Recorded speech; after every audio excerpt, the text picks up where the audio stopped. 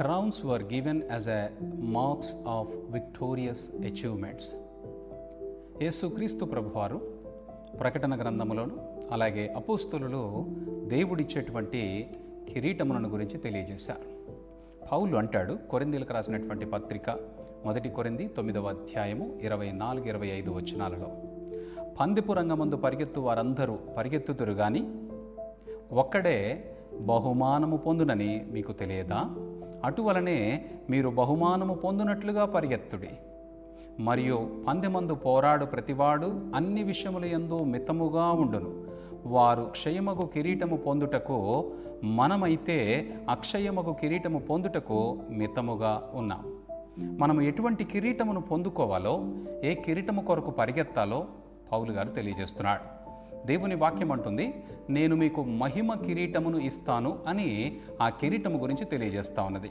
ఈ మహిమ కిరీటము ఎవరు ఏ బాధ్యతను నిర్వర్తించడం వల్ల, ఎటువంటి క్రీస్తు నిమిత్తము బాధ్యతలను కలిగి ఉంటారో వారికి దేవుడు ఏ ఏ కిరీటాలు ఇస్తాడో మనకి బైబిల్ గ్రంథంలో స్పష్టంగా తెలియచేయబడుతుంది.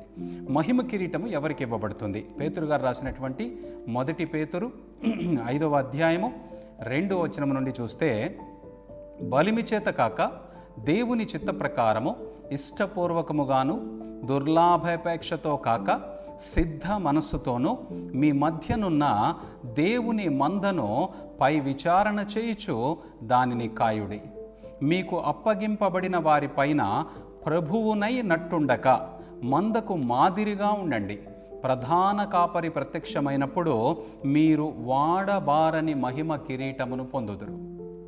క్రౌన్ ఆఫ్ గ్లోరీ, వాడబారని మహిమ కిరీటము మనము పొందుకోవాలి అనంటే ఇక్కడ పేతురు గారు స్పష్టంగా తెలియజేస్తున్నారు.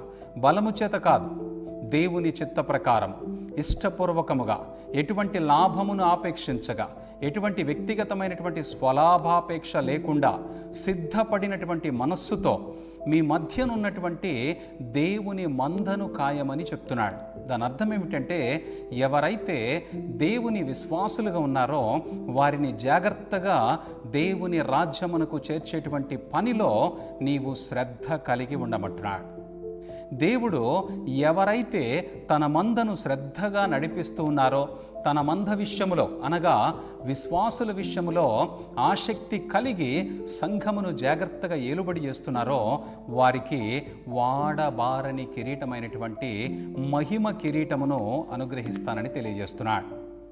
నీవు సంఘము విషయములో ఎటువంటి బాధ్యత తీసుకోవాలో, సంఘ విశ్వాసుల విషయములో వారి కొరకు ఎటువంటి విజ్ఞాపన ప్రార్థనలు చేయాలో, వారికి ఎటువంటి బోధ చేయాలో, వారిని దేవుని మార్గమందు ఎలా స్థిరముగా నడిపించాలో ఆ విధంగా ఎవరైతే దేవుని మందను జాగ్రత్తగా కాస్తారో వారికి మహిమ కిరీటమును అనుగ్రహిస్తానని యేసయ్య స్పష్టంగా తెలియజేస్తారు. కాపరి బాధ్యత ఏంటంటే మరణము వరకు గొర్రెల ప్రాణమును కాపాడేటువంటి పరిస్థితిలో ఉండాలి. యేసుక్రీస్తు ప్రభువారు మనకి సెలవిచ్చారు కదా, నేను నా గొర్రెల కొరకు ప్రాణము పెట్టేదను, నా గొర్రెలు నా స్వరమును వినును, నేను వాటి కొరకు నా ప్రాణము ఇచ్చేదను, తిరిగి దానిని తీసుకున్నట్టుకు నాకు అధికారము కలదు అని ఆయన మనకు తెలియజేస్తూ వచ్చారు. కాపరి ఎంత బాధ్యత కలిగి ఉండాలో ఆ బాధ్యత కలిగి ఉన్నటువంటి వారికి దేవుడు జీవ కిరీటమునిస్తానని వాగ్దానము చేస్తున్నాడు. దేవుని యొక్క కిరీటము కొరకు ప్రయాసపడదలిస్తే నశించిపోతున్నటువంటి వారికి సువార్తను చెప్పేటువంటి ప్రయత్నము చేయాలి. నశించిపోతున్నటువంటి వారు సువార్తను విలువగా ఎంచకపోవచ్చు. వారి కొరకు నువ్వు ఉపవాసముండి ప్రార్థన చేయాలి, వారి కొరకు ప్రయాసపడాలి. వారిని క్రీస్తు వైపు నడిపించేంత వరకు నీ ప్రయత్నము నుండి నీవు వైదొలగకూడదు. దేవుని వాక్యం అంటుంది, 1 పేతురు రాసినటువంటి పత్రిక 2వ అధ్యాయం 25వ వచనంలో, మీరు గొర్రెల వలె దారి తప్పిపోతిరి గాని ఇప్పుడు మీ ఆత్మల కాపరియు అధ్యక్షుడును అయిన ఆయన వైపునకు మళ్ళీ ఉన్నారు. అందరూ దారి తప్పిపోయారు, అందరూ నీతిని విసర్జించారు, అందరూ దేవుని యొక్క మార్గము నుండి తొలగిపోయి నాశన మార్గము గుండా పోతున్నారు. అయితే దేవుని వాక్యం అంటుంది, వారందరినీ దేవుని వైపు తిప్పటానికి దేవుడు పరిశుద్ధాత్మను మనకు అనుగ్రహించాడు.